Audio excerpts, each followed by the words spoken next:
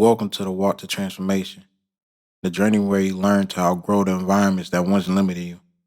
Every episode is a step toward the version of you God intended, not the one your surroundings shape.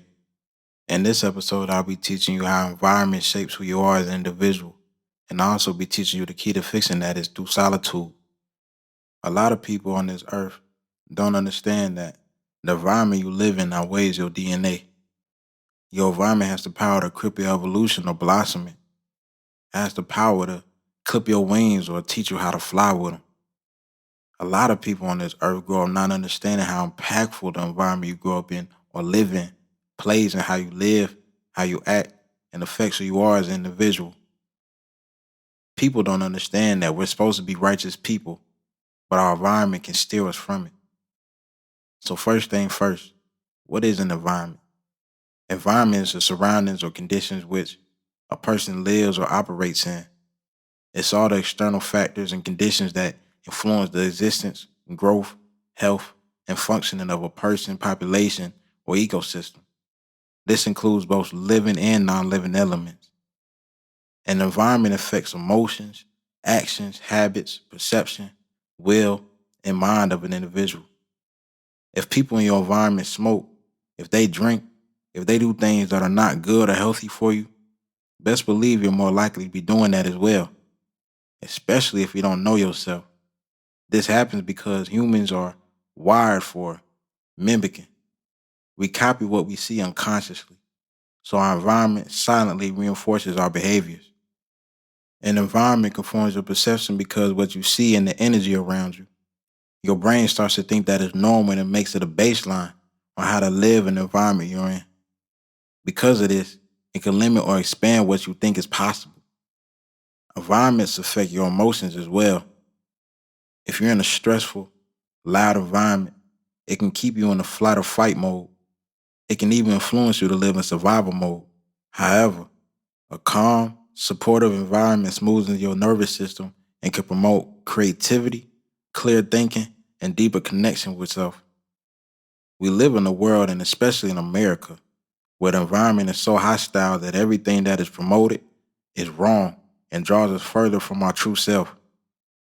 This is a main reason why there's a lot of mental illness, stress, and things of that nature are at the highest that it's ever been. That's a big reason why knowing thyself is so important because you'll be able to decipher and filter out what's right and what's wrong for you and the man above. You'll be able to seek and create an environment that best suits you to become and be your highest self.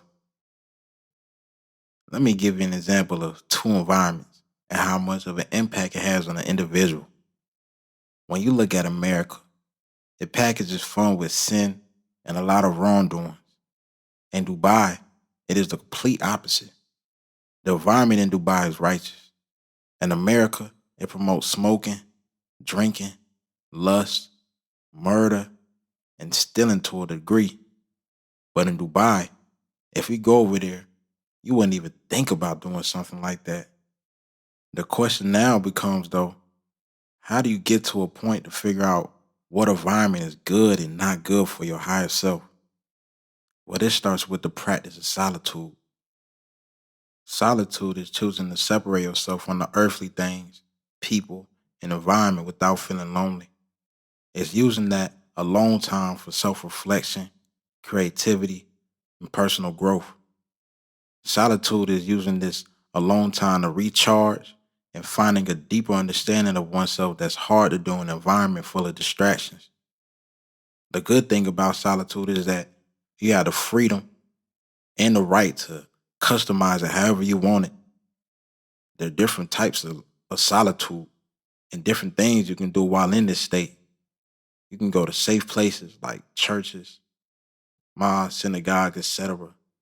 You can go to yoga classes, travel, the mountains, and things of that nature. These are considered different styles of solitude. While in these styles of solitude, you can do many things such as journaling, meditation, religious and spiritual studies, and things of that nature. Many people don't understand how impactful and important it is to participate in solitude. When you unplug from the earthly things and people, You put yourself in a great situation to learn thyself.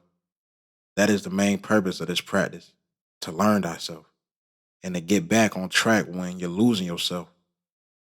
It's hard to learn about thyself and easy to lose track of thyself when you're drained from distractions, drained from the simple ways that the earthly things and people have to offer. It's hard to hear and talk to God when you're in these conditions as well. This practice is the medicine to heal these conditions. Just think about it. It's like a internet box.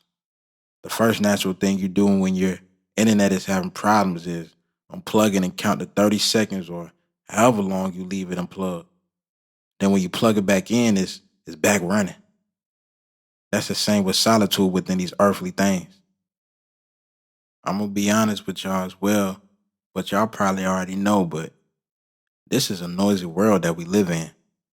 And these times, it's been the loudest that it's ever been. It's so noisy, sometimes you can't hear your thoughts. Sometimes you can't hear God talking. Sometimes you can't hear that voice to make the right decision. So how do you quiet the noise? How do you maintain the noise? What is even considered noise? Well, noise comes in different forms and normally affects the mind of an individual. Noises can be considered distractions, false information, and anything that draws you away from the Most High, the true identity of yourself, and your purpose in life. I now understand that the noise in the world is a war tactic used to gain an advantage to capture you or destroy you. This is a tactic that the enemy uses on us. Just think about the war movies or war shows people watch on Netflix. When people throw a flashbang, which is a type of mini bomb to distract you but not kill you. Their intentions are to distract you, as flashbangs make a disturbing, confusing noise when it goes off. In this world, their flashbangs are the music, education, the food, gender wars, families, social media, religion, love, money, jobs, and etc. The first and biggest thing you need to do is seek solitude if you want to quiet the noise and then learn how to maintain the noise. Your place of solitude is like the bathroom of your house. If you think about it, the bathroom of your house is the most important place of the house. It's the place of cleaning in your house from a physical standpoint, as we know cleanliness is godliness. That's where you shower, brush your teeth, clean your ears, shave, use the bathroom, and look in the mirror. That's the place in your house where cleaning happens from a spiritual standpoint. Think about this too. When you're doing most of these things, you have to close the door. That door being closed is a sign of solitude, a sign of do not distract, do not disturb. When you finish cleaning, you open the door and walk out resurrected, renewed within thyself physically, and ready to move around in the world with a new energy and confidence from the physical standpoint. Solitude is the same way. Your style or place of solitude should lead the same effect from a mental and spiritual standpoint. This place of solitude should be your bathroom from a mental and spiritual standpoint, because this place is the place that you go to clean your mental and spirit. So do this favor for me. Step away from the noise, close the door behind you, and let solitude cleanse you back into the person God designed you to be. I appreciate you guys for listening to this episode.